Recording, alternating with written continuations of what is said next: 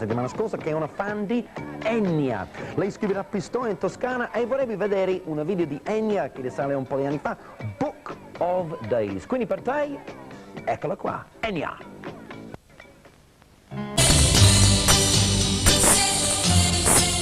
It's very important for me to come home to Donegal, to Gweedore, because of when you're traveling a lot, you tend to lose a little bit of what you were about. And I find on coming back to Donegal, on meeting people who saw me growing up here, they're very happy to see me and they're very proud of the achievement of the music. But then they will talk about the weather and talk about the local gossip, and this is just, it's so wonderful because I'm Enya again, as in Enya in Gweedore, and it never changes, and so it's always important for me to find some time to come back here.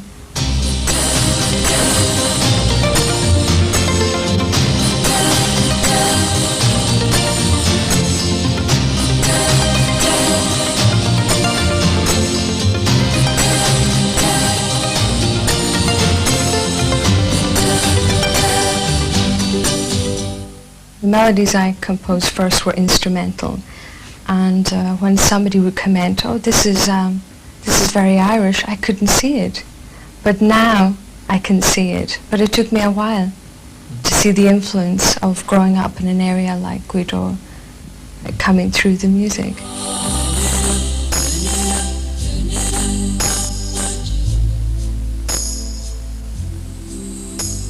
A lot of people are under the impression, because I come from an area like this, that it's all I have to do is walk on the beach and, you know, there's a melody, but it's not.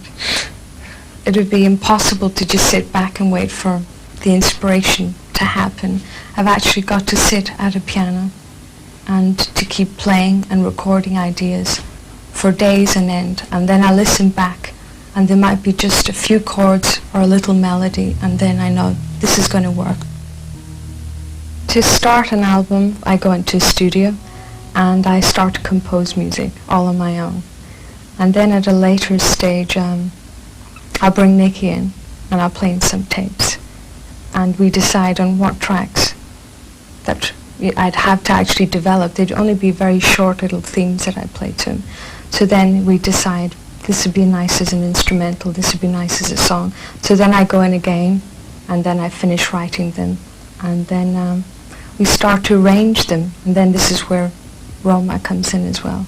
She starts to listen to the music and she'll get some ideas for a theme, for a title, and basically that's how we form an album. The melody will dictate a certain degree.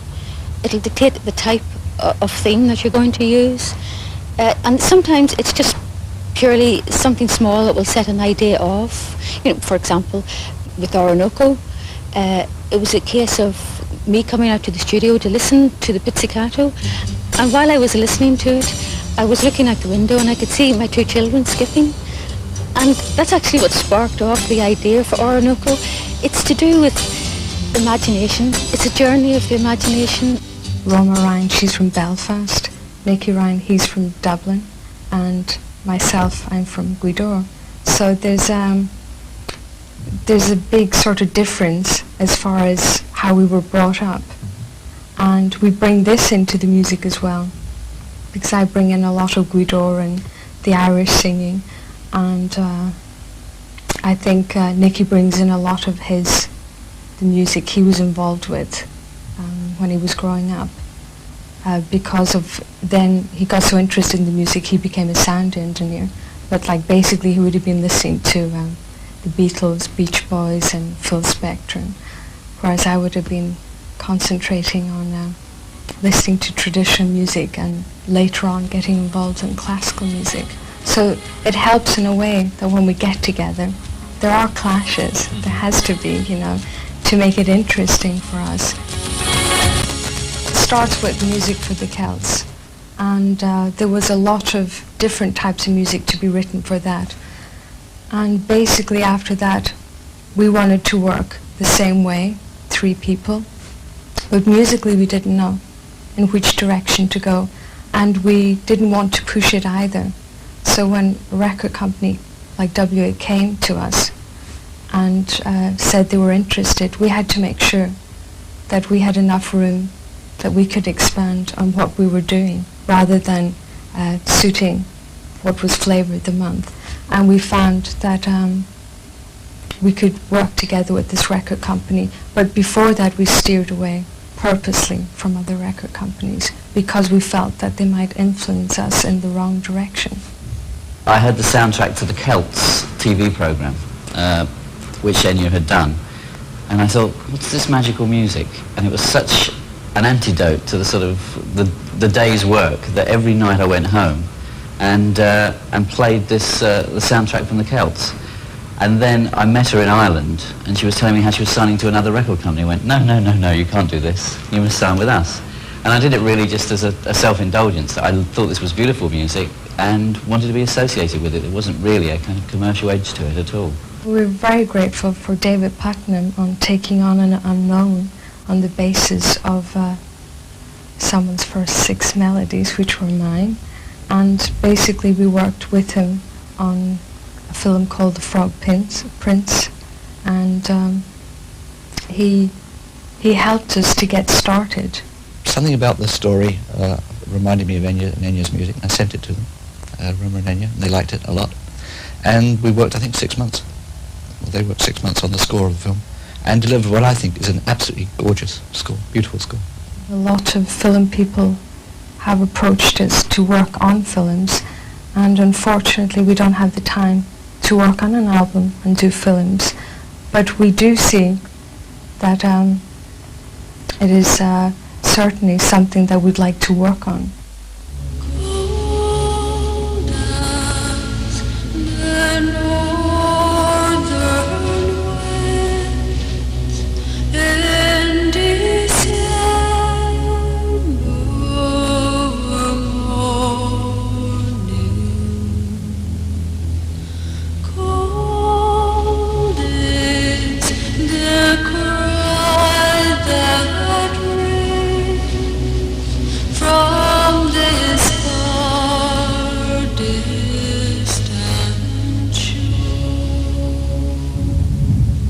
I enjoy Steve Martin. He listens to the music. He's got both albums, and seemingly was quite anxious to be able to use some of the music, and eventually came up with a project that he felt he could use one of the tracks and asked, and we were very happy.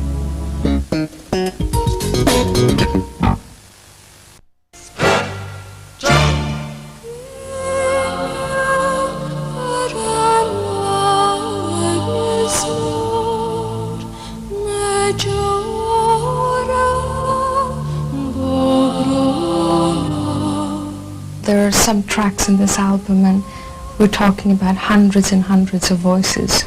Just for an effect, we layer it, but I might sing the same note with the same sound 16 times.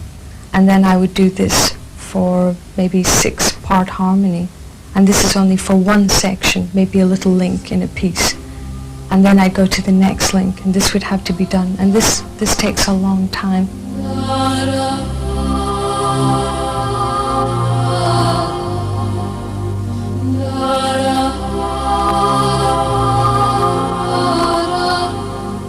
It never ends up the same way as we envisage it. It's always, it's either awful or it's wonderful.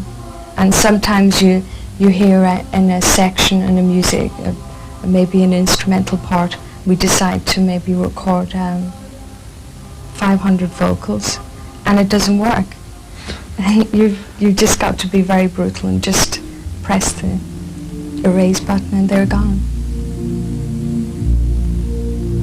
I dreamt I dwelt in marble halls with vessels and serfs at my side, and of all who assembled within those walls, that I was was the hope and the pride. I had riches all too great to count, and a high ancestral name, but I also dreamt, which pleased me most, that you loved me still the same, that you loved me still the same, that you loved me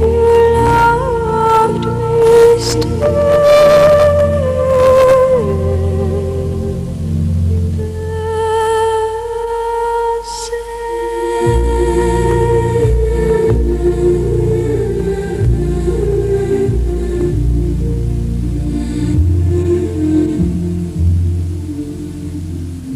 My mother actually sung Marble Halls in her boarding school at a concert, and I wasn't aware of this, but I think she was singing it around the house, and I must have picked up the melody, because when I heard it for the first time I was drawn to it immediately, and it was only recently when I mentioned to her I was going to record Marble Halls that she said, but I did the song so many years ago. Then I thought, well, that's the connection, you know. I would have heard it a long time ago. But it's a piece of music from an opera called The Bohemian Girl, and it's by an Irish composer, Balfe. But I also dreamt, which charmed me most, that you loved me still the same, that you loved me still the same, that you loved me still the same.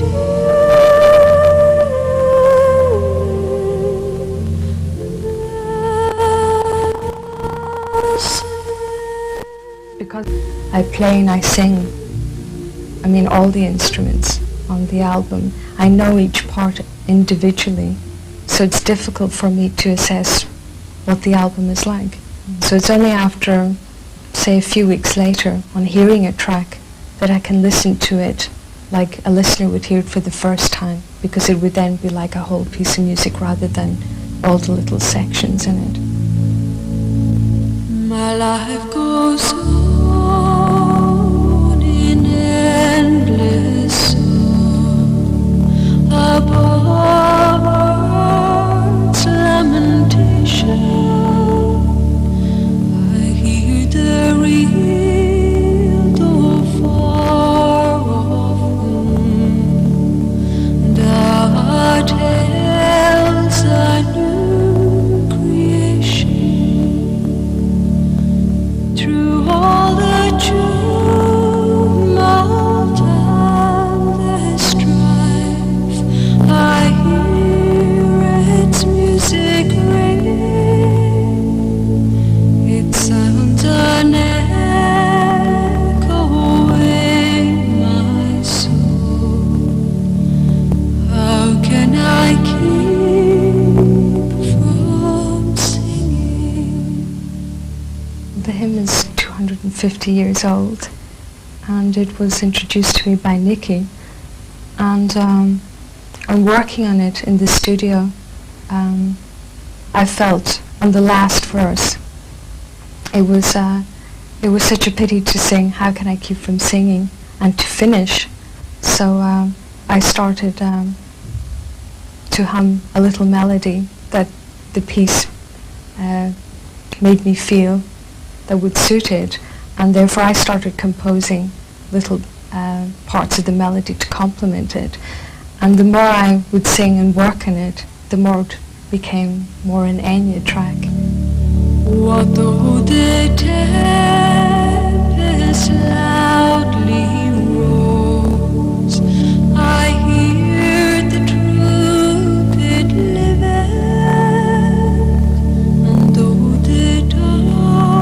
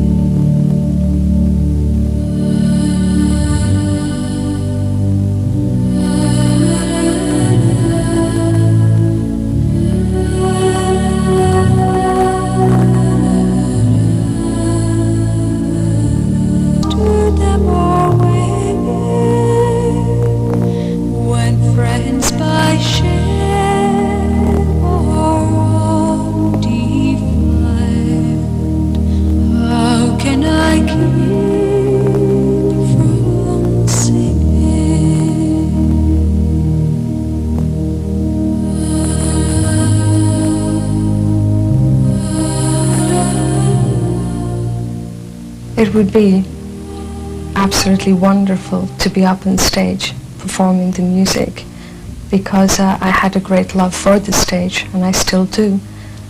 But we feel it's got to be right. And we're still working on trying to see how we could get the music on the stage, whether it's arranged differently for stage. We're not sure on this aspect, but it's something that would be wonderful.